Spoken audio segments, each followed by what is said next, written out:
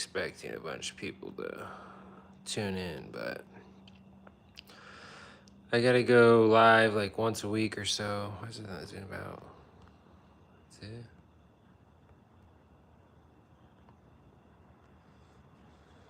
Alright, that should be fine. Anyways, guys, man, thank you so much for subscribing, following along. There's like 1,950 people subscribed. Super cool. So I'm gonna try to make this a short stream. So I like to try to go live at least once a week on YouTube, talk about the sawmill, maybe talk about the business. So just recently, let's say 2 weeks ago, cut down like a 60-inch wide, at the flare, 60 inches wide, maybe more than that. Massive walnut tree. DBH was over 40 inches wide, so just a massive tree. After my buddy topped it, thanks to Clayton, I couldn't have done the job without him. So super appreciative of that guy always helping me out to achieve my goals. But it was a massive tree. This flare was massive. Spent a lot of time digging this flare out so I could achieve my goals. I ended up having to cut like 3 or 4 feet off of the log because there was just so much metal in it. So I was only able to achieve like 42, 43 inch wide cuts. When I was really wanting to have that flare attached to that massive piece of wood that I have, I wanted 60 inches wide, and then it slenders out to 42 inches, and then it flares out again at the crotch. That's what I was really wanting, but I just wasn't able to do that. So anyway, since I wasn't able to do that, I had to cut it off and ended up slicing it up. Massive tree. It's probably the 3rd largest walnut tree I've processed. The number one would be around 2020. Just a massive tree, wider than my arms. So I love cutting massive walnut trees, and because I've seen many just massive trees that are never harvested, and they just the forest reclaims them. They're just dead standing, and they start dropping limbs, and they just decompose through time. So taking trees out when they're end of life cycle is really important, in my opinion. Once you do that, you take out these large trees that are end of life cycle. There's other trees that start to grow around it, and there's sunlight that's hitting the canopy floor. So there's seeds in the ground, and it's just really important to manage your forest. So kind of that's my spiel on that big old tree I cut. So what's something that's cool that's happened in the past few days is I've actually in the past 3 or 4 days I've actually had like 4 or 5 different people put me on new trees. So these are trees that range from 20 inches in diameter to 30 inches diameter to 40 inches in diameter. The only hurdle is paying for them, and it's not a hurdle for me because I'm used to paying for my trees. So I always love and welcome new opportunity. If you have walnut trees and you live in my state, I would love to come to your property, make a deal with you, purchase your trees, and cut them, process them on your property. There's many options. So I have cut for over 250 people in my state. That's paying customers. They pay me to cut their logs. I've cut over 10,000 logs with this machine and my other machine. And then I've had 3 different sawmills. I currently have 2 sawmills right now. The Lucas mill that's 76 inches wide. This Wood-Mizer LT40 Super. It's a wide, got in 2020. Before this machine, it was a gasoline LT40 wide. It wasn't a super. I feel like I bring an experience to the table, and that's the reason that I charge $150 an hour to cut wood for people versus $100. There was many years where I was cutting for 6 or 7 years. I was cutting at $100 an hour, and just year after year, I saw all the expenses increase. Everything around me increased. My sawmill, I purchased this for $40,000 in 2020. It would now cost me almost $60,000 to replace. So it was a no-brainer for me to raise my rate from $100 an hour to 150. There's times where I'm cutting, 20, 30, sometimes 40 logs in a day. The most amount of logs I've cut in a day is 65, primarily cedar logs. But cutting 30 logs in a day or so, and you're charging $100 an hour, it's like you're cutting, a few logs in an hour. It just didn't make sense to me because I saw all these expenses that were increased over the past, 6 or 7 years. I didn't account for them. I didn't extend that, kind of, price increase to my customers. I continued to hold firm at $100 an hour. I had to go to $150 an hour if it made sense for me to continue to cut wood for people. So I did have to raise my price this year. It's the first time I've ever raised my price for cutting wood for people, and I'm really glad I did it. I haven't really had any pushback.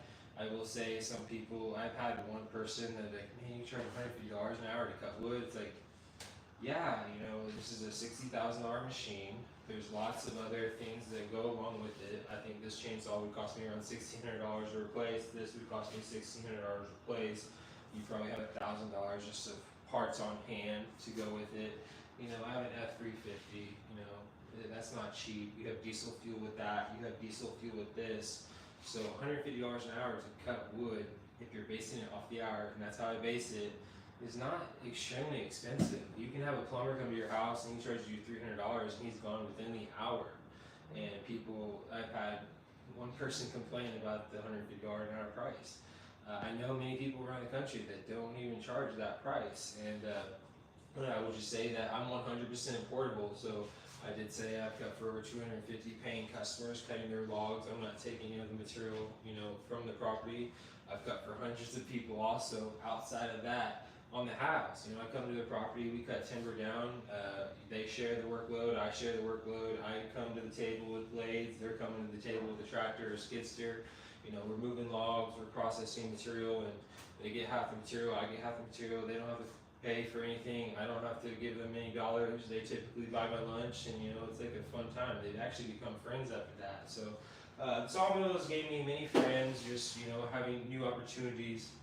There's over 5,000 contacts in the phone that I'm looking at you right now. So just treating people right, and saving their number, and always trying to get to know them and seeing what's going on. There's many times people reach out to me, I haven't talked to them for 3 or 4 years, and they're like, hey Zach, well, I'm like, hey, what's up, Johnny?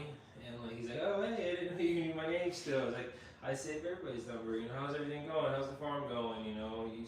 The coyotes still getting the chickens. Blah blah blah. Just kind of small talk with them.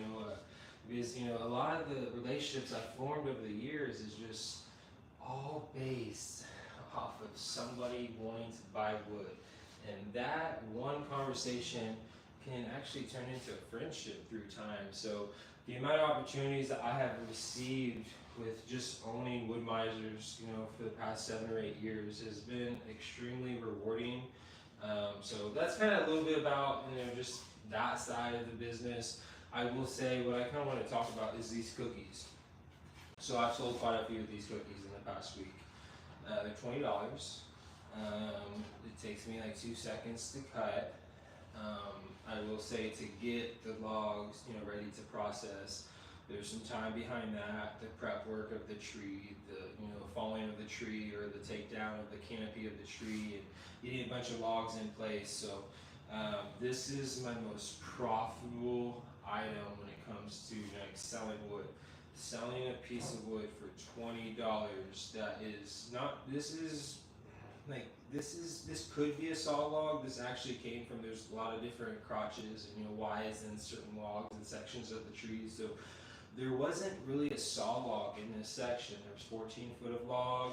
There was lots of craziness going on, and just in my mind, I was like, well, I need a bunch of cookies. So I'm really glad I did that, because I've sold quite a few cookies from that particular tree. The cookies and the small cuts alone pay for the tree itself. So I had like $1,700 into that last harvest that I had. I need to go jump to the front of the unit before my light goes off. I do want to turn this to like a maximum 30-minute video. I don't want to go an hour. I actually think I want to go to Walmart. There's a few things I need to get from Walmart for tomorrow. So anyway, so yeah, I spent $1,700 on that log. As far as the purchase of the log, the tree, I paid my buddy to kind of dissect the tree for me, and then I spent like $360 on a couple chains. That's 2 chains. 2 chains cost me like $350, $360 for the Lucas mill. So I don't ever like advertise, I would never like, hey, I want to come bring my Lucas mill and cut for you and like not keep any of the material. Like, I did not buy my sawmills to cut wood for people. I bought my sawmills because I saw, when in 2012, 2013, 14, 15, 16, and a little bit of 17, I saw myself taking so many different logs to a sawmill, and I continued to incur costs to use the tool that I didn't have. The reason I put my first wood miser in my tool bag is because I needed a tool to cut my logs. I upgraded my tool in 2020. Then I complemented it with the Lucas mill because I wanted that tool in the bag. I have spent thousands of dollars paying people to cut big logs for me. They're going to show up with a massive Peterson mill. They're going to show up with the Lucas mill. And there's probably one other option that potentially might happen. You have to pay these individuals money to process the wood. After doing that, many times you end up buying the tool and doing it yourself. So the Lucas mill isn't like a machine that I'm like bringing out to people's properties and cutting the logs and they're paying me for. I couldn't put a price on the workload it takes to come out and process big wood. So I absolutely love what I do. This is kind of a ramble video, a little bit about the sawmill, a little bit about the business. But yeah, so past few days I've had 6 or 7 different people reach out to me, and I have your phone number, first and last name saved, addresses. I just need to let the 4th of July happen and kind of get through this weekend. And next week I'm visiting 4 or 5 new properties I've never set foot on. These people are willing to, they want to clear their land. They're clearing portions of their land, and this land just happens to have walnut trees on it. So I'm going to go into the properties, I'm going to purchase these trees, I'm going to cut these trees out. They have track hoes and skid steers on properties and tractors. They're going to allow me to cut these trees out on their property. They're going to be able to take the logs and set them in log staging areas, so I can come in with my wood miser, with my Lucas mill, so I can process this wood. Majority of this wood is going to go in here where you're standing right now. There's been 3 different times I've taken, this is a 16-foot ceiling, 12 by 40. So I take the back 10 feet of this unit because I need to have this much for my sawmill to be stored in. I take it from floor to ceiling walnut, and that's what I'm going to be doing this year. Floor to ceiling walnut, it's going to be in a stack. 90% of it's going to be 5/4, and I'm going to sit on it. It's not for sale. I have no desires to sell the wood that I have in stickers.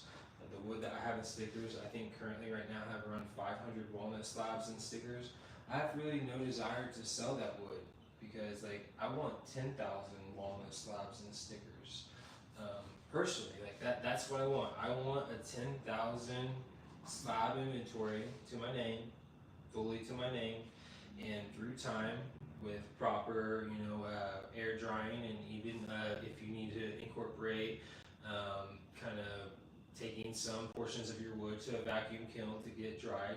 3-inch material takes a very long time in Oklahoma to dry. So my goal for my business is to accumulate around 10,000 slabs through time, and then I kind of desire to have a bigger footprint. I want to sell my property. I have a house. I have lots of equity in the house. I have a little nest egg and a few different nest eggs, some Bitcoin and stuff like that. I want to sell the house. I want to buy a piece of land. I'm going to customize the house. I'm going to customize the shop. I'm going to have a bigger property, and that's when I'm going to expand my business. So having these new ventures come into play just recently is pretty exciting. This currently right now, I think I manage around 11,000 acres around my state, so I have access to over 11,000 acres. So this land I have access to, this isn't just one property, this is multiple properties. I could go onto these properties, pay landowners for any tree that I desire to cut, and I can cut them and harvest them. Well, the unfortunate thing about that is 60%, 70% of the trees that I have access to are healthy trees. They do not need to be cut yet. I don't want to cut a healthy tree down that's 20 inches wide that potentially might be 30 inches wide in my lifetime. So managing forests properly and sustainably, I feel like a selective harvest is like my method. Coming in and selecting the right trees that need to be plucked out from this acreages, and kind of just always trying to accumulate more land. You have new people that reach out to you, and they want to give you new opportunity, which is a complete blessing. Whenever people reach out to me, I find it just a complete blessing because they reach out to me. I didn't reach out to them. They're reaching out to me. Why are they reaching out to me? They know that I cut logs for a living. This is all I do is cut logs for people or cut logs for myself. So having the proper chainsaws to cut the trees down is very important. I have two of these particular saws. They're 661s. They are the workhorse behind my business. I would say each one of these saws right now is ready to bore cut a walnut tree. I have them extremely sharp right now. I've spent quite a bit of time sharpening these saws since the last venture I did. I had to put down a 34-inch wide oak tree on a property that's like 3 miles away from me. The most beautiful property in my county, in my opinion, as far as its location, right there off Covell in Santa Fe. Just beautiful property, dozens of beautiful walnut trees. Stems of walnut trees 30 inches wide, no branches, 20 feet up. Just beautiful walnut trees, healthy walnut trees, kind of been on the property for many years. I have no desires to cut the particular trees that are standing. But anytime that landowner needs anything, guess who he calls? He calls me. He says, Zach, I need you to come out to my property and put this tree on the ground. I put 2 trees down on the ground in an hour and a half. Did I go, try to reach out to the individual right after I put those trees on the ground, try to get paid? No, I actually haven't even got paid for that situation. The next time I see that individual, he's gonna pay me. I see him at least, once a month. So I don't go out of my way to, get paid from certain individuals because I know they're good for their money. They know that they, reached out to me. I put trees on the ground. I kind of left property. I didn't come visit them. They're gonna make it right at one point in time, but in the meantime, just taking care of people that are in my phone is like my job. Someone reaches out to me, they have a problem. I like to solve it. I've been working myself for 15 years. I've had thousands of people come to me with a problem, and I have a solution.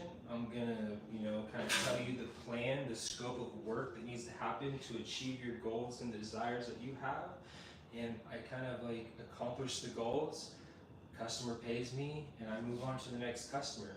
If it's remodeling a house, knocking down a wall, putting in a new addition, anything in a house, I used to love doing that until I bought a sawmill. I completely stopped remodeling. I worked for myself for 15 years. I completely stopped.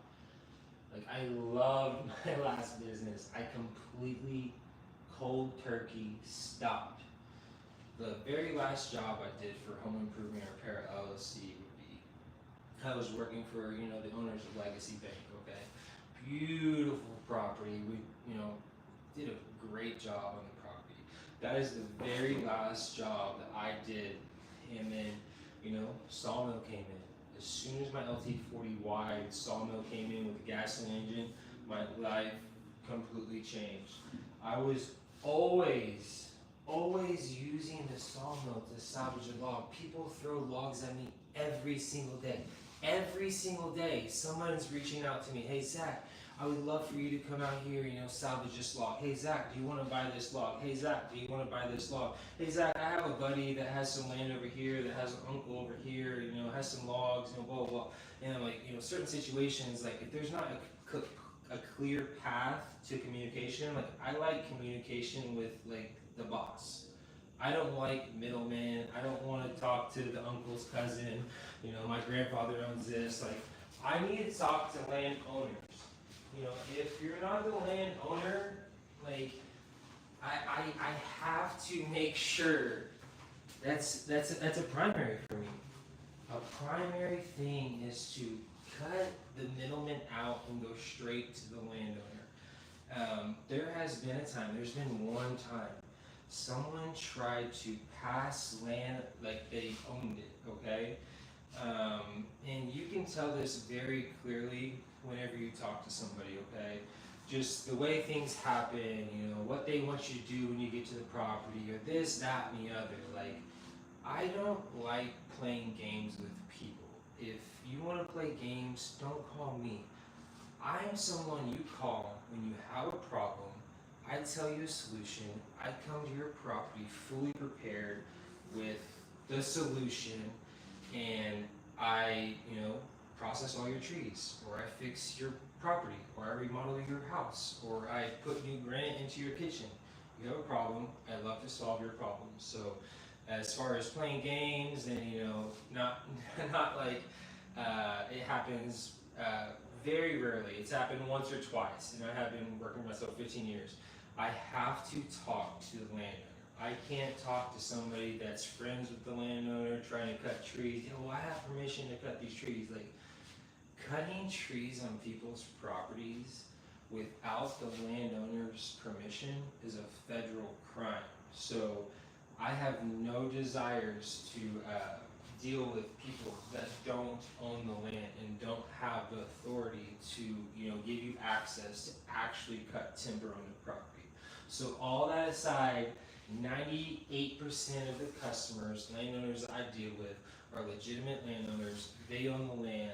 They give me the authority to come onto their land. They tell me, that I can cut any tree down on their property. I come in. If the tree needs to be, dissected before it falls, that's what's going to happen. We're going to follow the tree. We're going to process the tree. We're going to pay landowner. One thing I like to kind of reinstate is, if we are talking about large diameter walnut trees, I've cut hundreds of walnut trees, just massive walnut trees. I don't like to pay for the walnut tree if it's standing and it's massive until it's on the ground. There has been one or two situations where you put a big walnut tree on the ground and you're anticipating you're going to have to pay $1,000 for this tree, or $800 for this tree, or $500 for this tree, $700 for the tree, whatever the price is. When the tree goes down on the ground, it's hollow. There was no signs or indications that this particular tree was hollow. You had the hunch that it potentially could be hollow. Whenever I was cutting the tree down, I knew it was hollow. I wasn't going to stop and say, oh, I'm not going to finish the job. Anytime my tree starts, anytime my saw starts into a tree, that tree has to come down that day. There has been a few times where a chainsaw breaks, and you have to, still get the tree on the ground. So if you are cutting a tree down that's hollow, I am 100% going to know it's hollow whenever I'm bore cutting these trees and I'm following the tree. So I always tell landowners, if the tree is hollow, the price that we negotiated is not in play.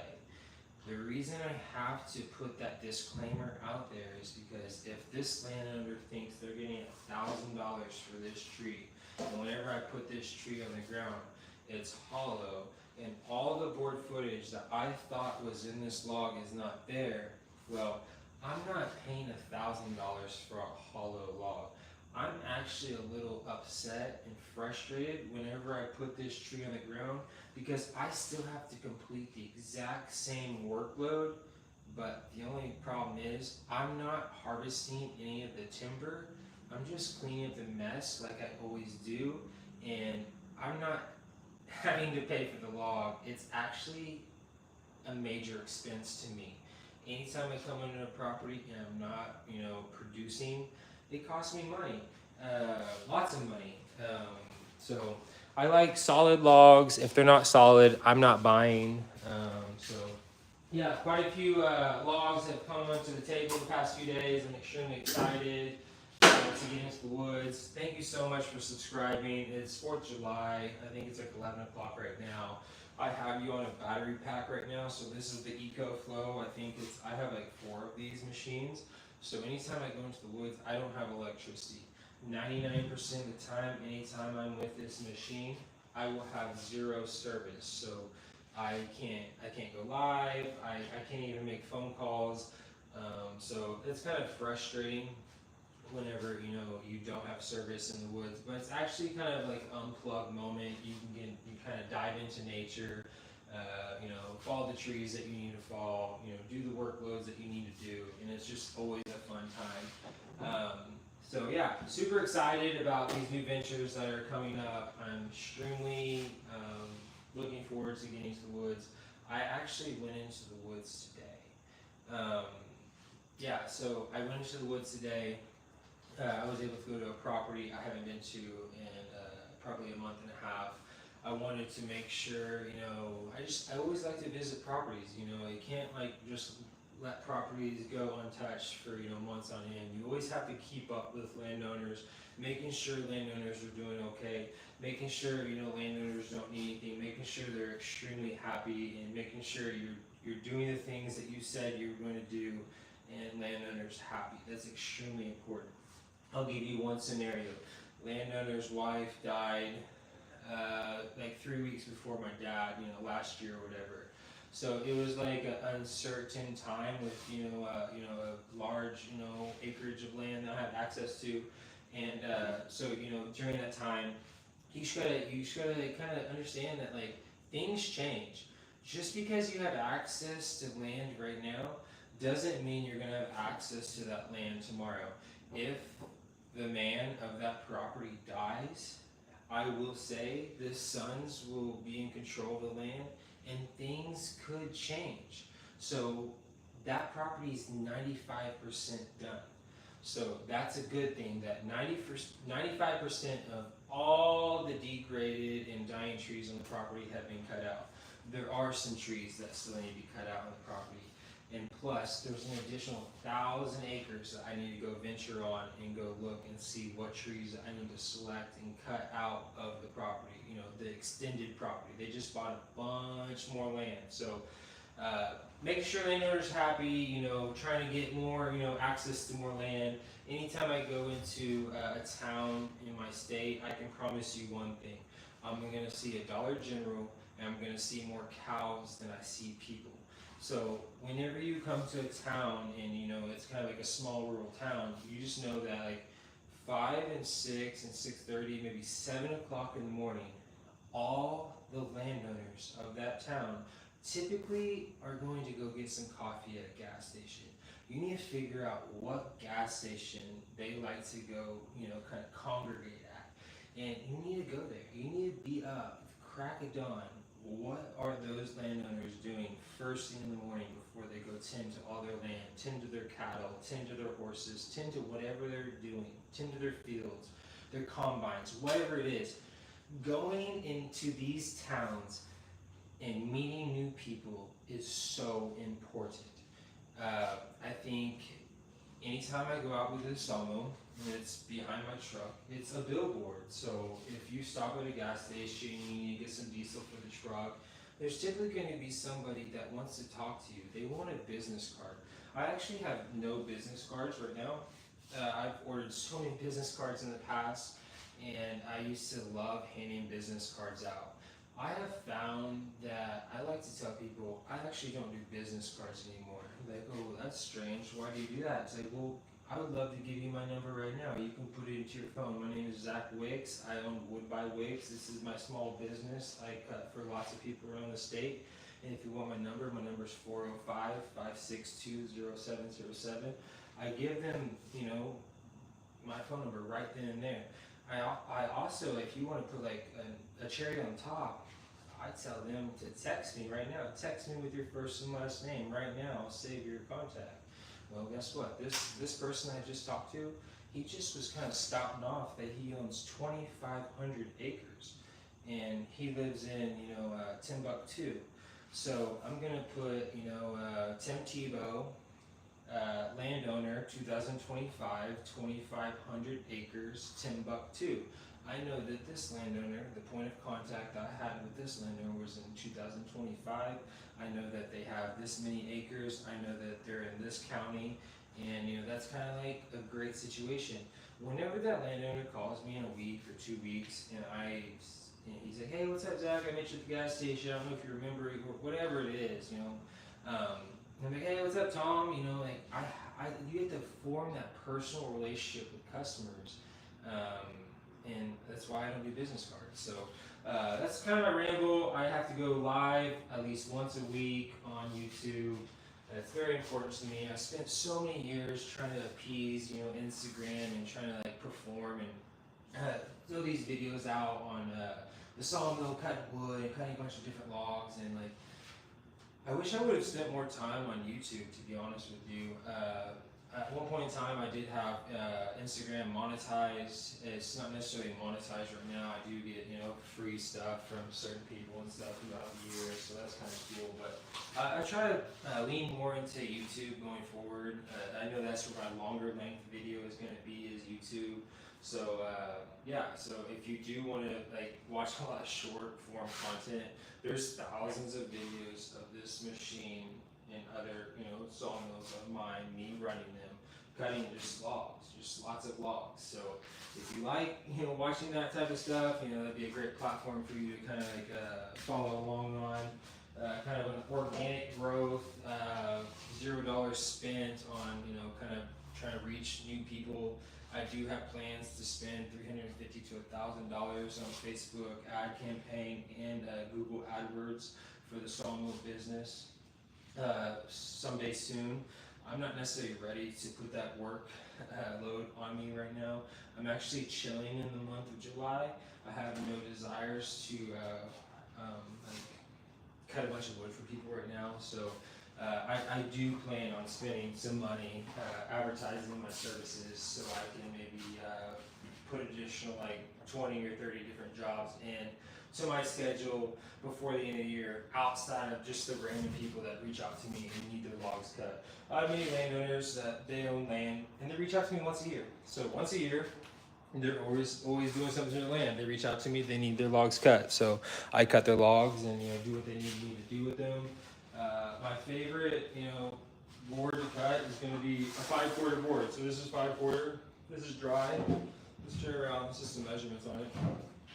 So this is a dry piece of wood, like dries and like stickered like for 2 years, and it's 5/4, and it's just like a beautiful board.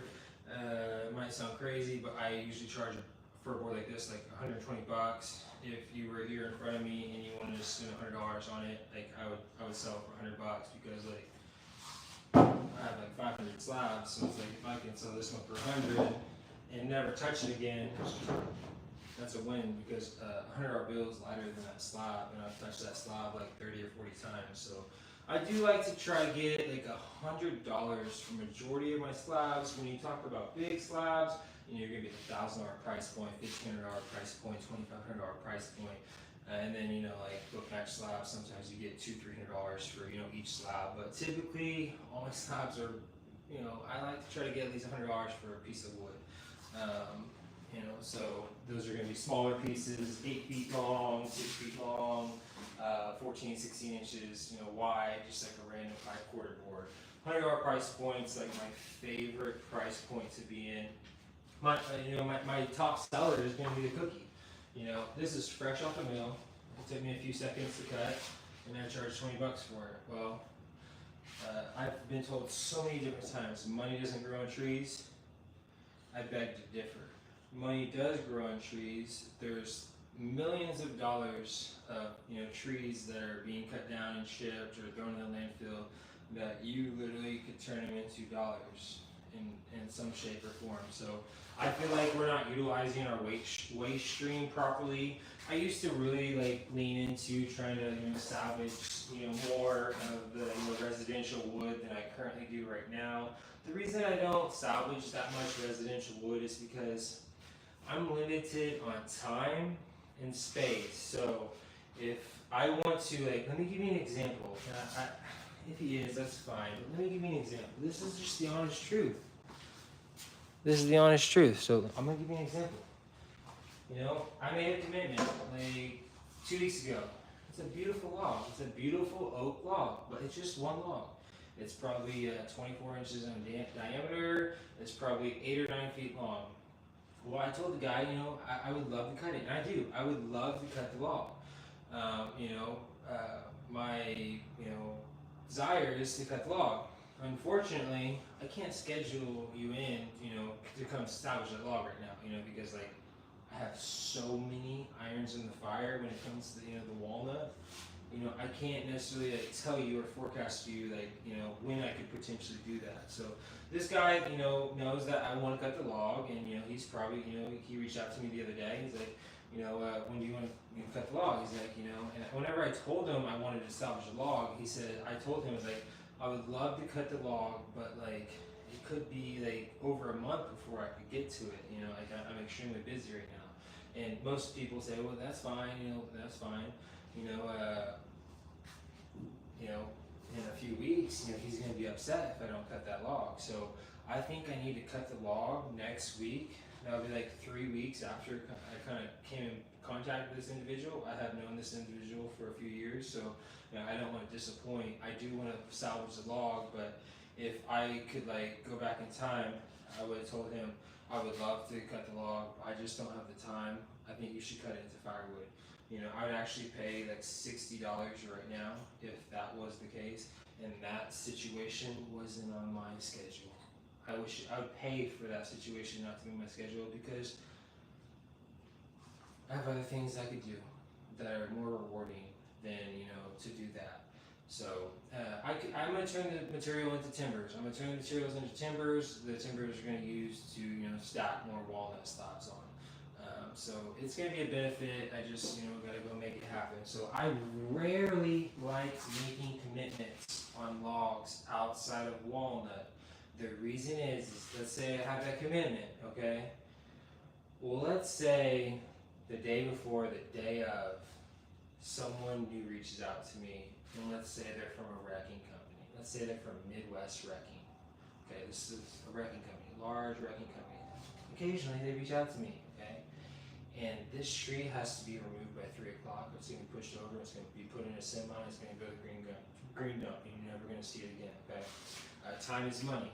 When you clear land, you got to clear the land safely. You need to clear the land efficiently. And you got to clear the land. There's no holdups.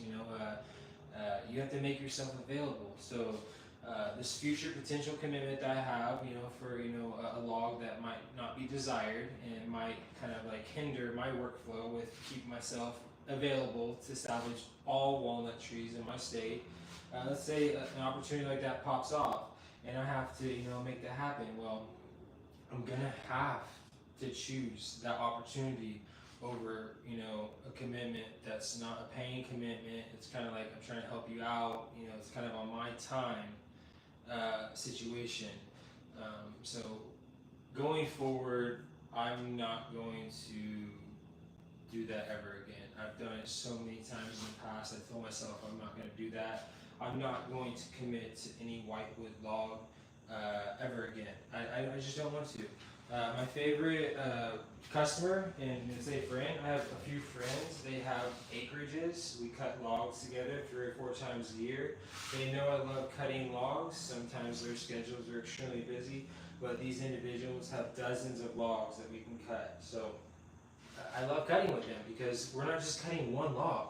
I come out with my machine to procure material. I like to fill my truck up.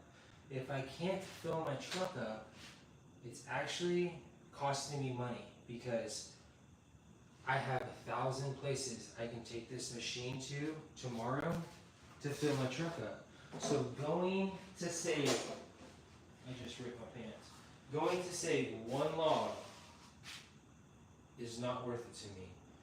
I will never do that ever again in my life, is to commit to a random one log deal.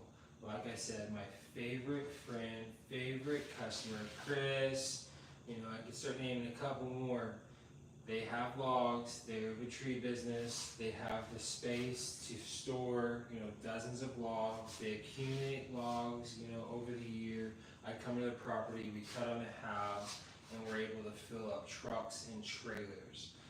One log doesn't even, fill my bed up like a foot. It's kind of like you're going out to, with this machine, and you're completely not producing. You're coming back with a few boards. But all the workloads that were involved to make that happen, could have achieved an entire truckload. But I'm just bringing back home one log. So I can't do it anymore, guys. That's my ramble on YouTube. I don't know if it was valuable or not. We did exceed the 30 minutes. 661 Wood-Mizer LT40 wide. Love the machine. Just small business. Nothing special, guys. Here, I'm just a regular guy. Bought a Wood-Mizer in 2017. Completely changed my life.